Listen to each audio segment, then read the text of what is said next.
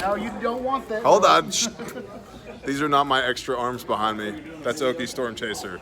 We're doing that. I am Vishnu. Gonna get sporty. Gonna get sporty. Vince, long-term medical treatment, what do I do after I plug the hole and the patient lives? Great question. What supplies do I need to stock? Gauze and bandage. Hold on. Rolls and rolls. And please understand, internet, that this is not medical advice. Okay, take everything you hear with 14 grains of salt. I'm not a doctor. I don't even play one on YouTube, nor does anybody else in my mag. Why'd you give me an exam, D? Well, because I thought you were cute and, you know. So, okay. Long-term medical treatment, what do I do after I plug the hole and the patient lives?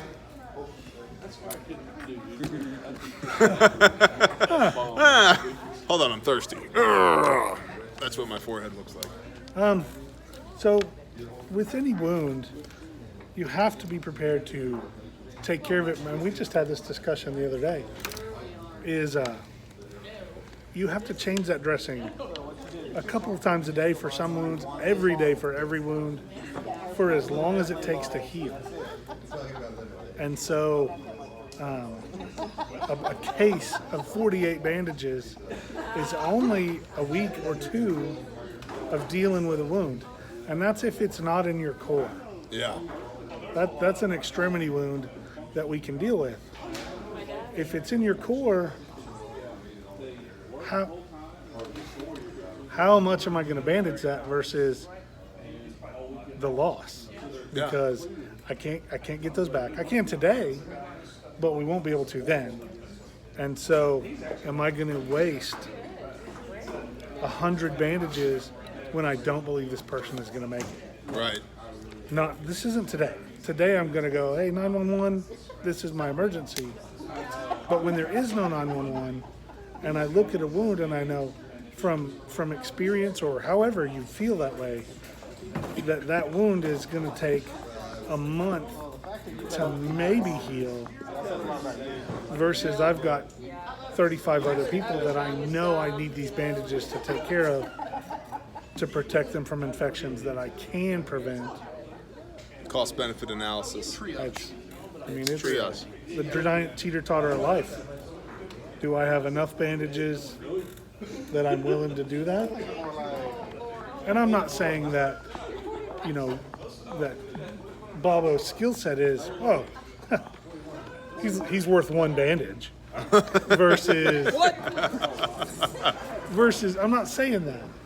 I'm saying is, if I can save a life by committing more resources, then I'm going to be willing to do that. But as far as the amount of those bandages, it's like beans. You got to stack your bandages to the rafters, because if you're changing a simple arm wound, just a little cut, you're using a 4x4 and something to wrap it with at least once a day, if not twice a day. Yeah. And that adds up really quick. I wish I had one of my tubs.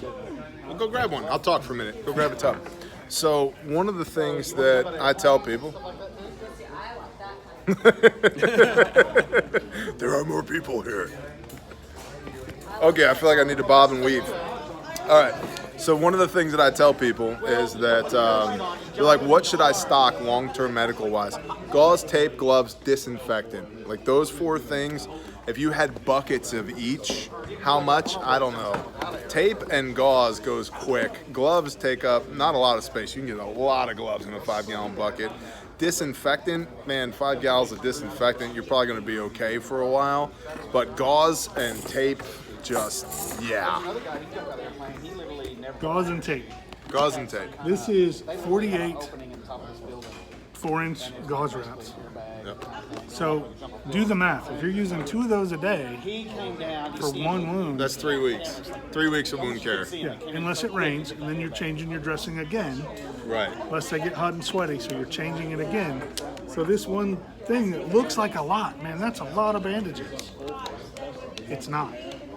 And most of the time, if somebody gets hurt, you're using 2 of these, and then a couple of 4x4s of some kind, and there's only 150 in this whole tub.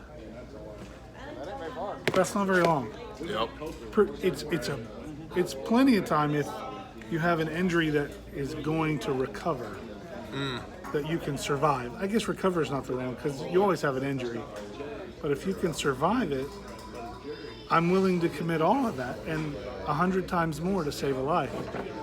But if all I'm going to do is cover a chest wound that somebody can barely breathe, and there's nothing more we can do about it, I don't know that 100 other lesser wounds are worth one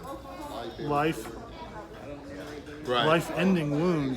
Where today we throw everything we have at it to get them to the hospital, to definitive care. We don't have definitive care. Right. We don't have surgeons right now. We don't have the things that surgeons need to be successful.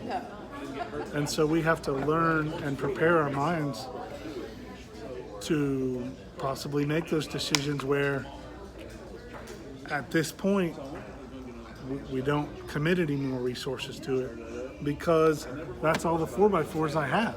Right. Which I bet that's more 4x4s than most people have. Mm-hmm. And that's one wound for a couple weeks. And think about this too. Let's say, okay, we're going to treat this wound. And we treat it, okay?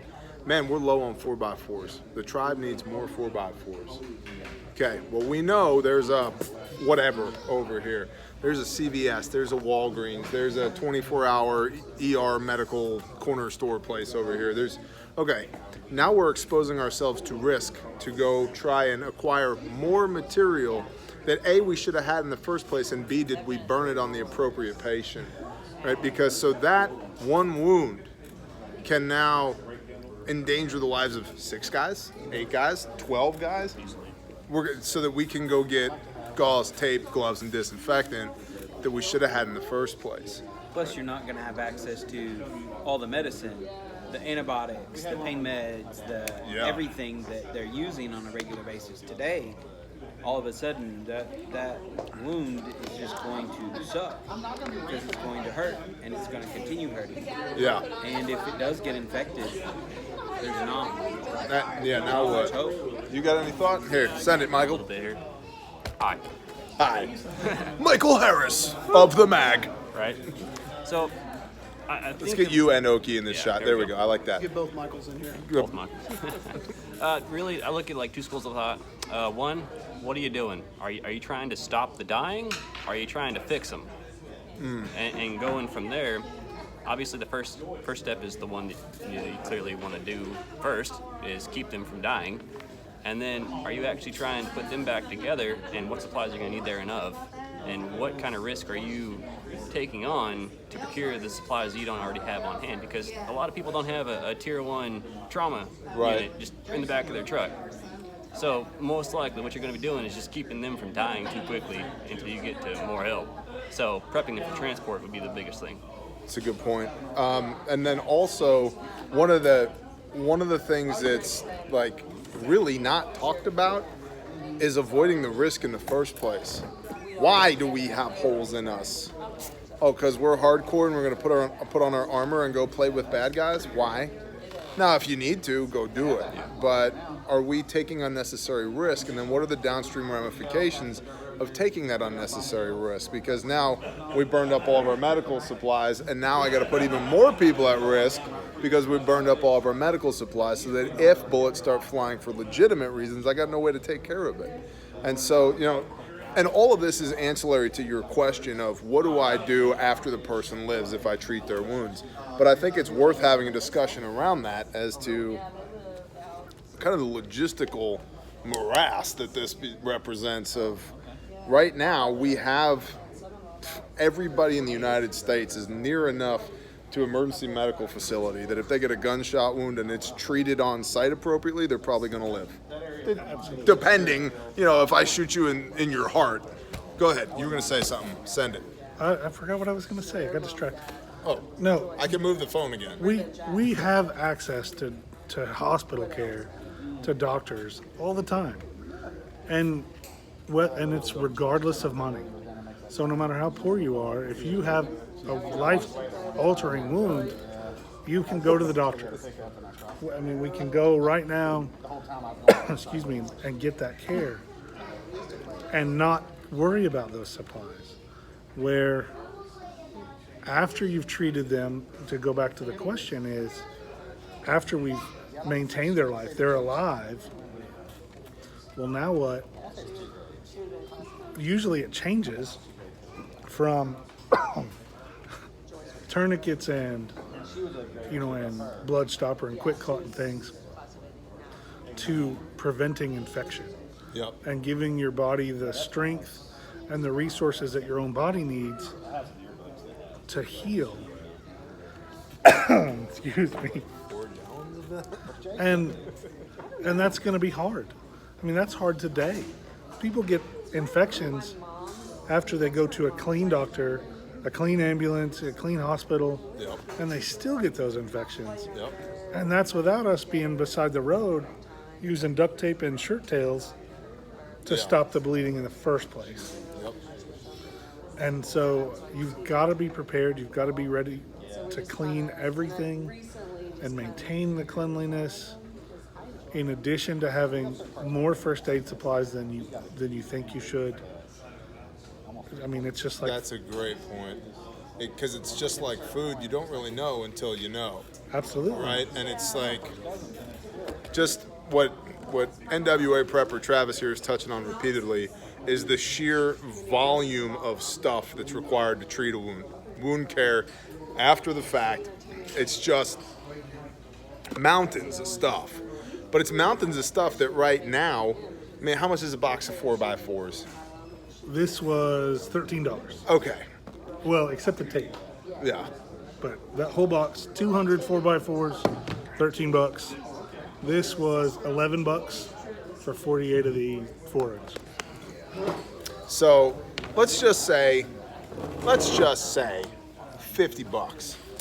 Let's just say $50 to keep somebody alive. Okay. From one wound. Yeah, from one wound. That's today's day and age. What happens after the fact? You know, what happens after the event? It's like, man, and it's funny, every time we do something like this, I'm like, I need to go home and buy $500 more worth of medical stuff, you know? Well, in Haiti, after the hurricane, or the tsunami, I guess, that hit Haiti, these little bitty $5 now first aid kits were going for everything people had, just so they had regular band-aids, like regular bandages. Yep. That's not even the big cool stuff. Yeah. That's like, the Hello Kitty band-aids that people use.